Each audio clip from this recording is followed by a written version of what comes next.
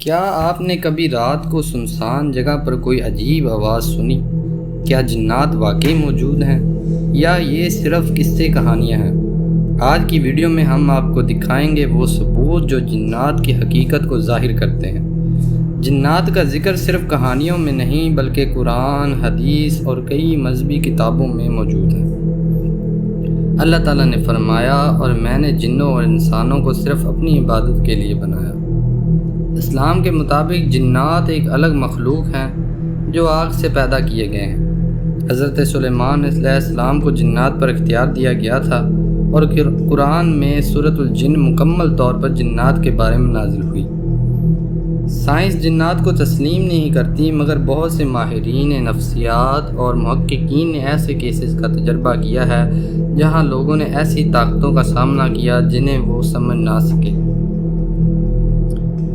پیرافزیولوجی، shadow people اور profession cases, یہ سب کچھ سائنسی انداز میں ریکارڈ بھی ہوا، مگر مکمل وضاحت آج تک نہ مل سکی۔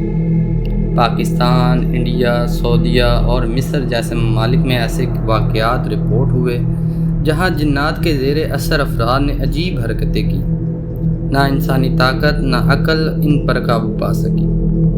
لاہور میں ایک مسجد کے اندر رات کو بغیر کسی انسان کے قرآن کی تلاوت کی آواز، کراچی کے ایک ہسپتال میں CCTV پر سایہ دار مخلوق کی موجودگی، سعودی عربیہ میں ایک شخص نے بیان دیا کہ اس کے گھر میں خود بخود چیزیں حرکت کرتی تھیں۔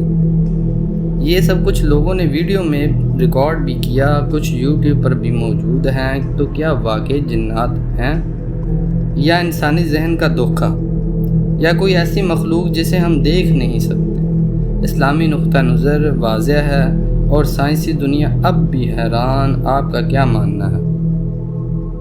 کمنٹس میں جن لکھ کر اپنی رائے ضرور دیں، ویڈیو کو لائک کریں اور مسٹیکا چینل کو سبسکرائب کرنا نہ بھولیں، کیونکہ یہاں آپ کو ملتے ہیں راز، علم اور بصیرت۔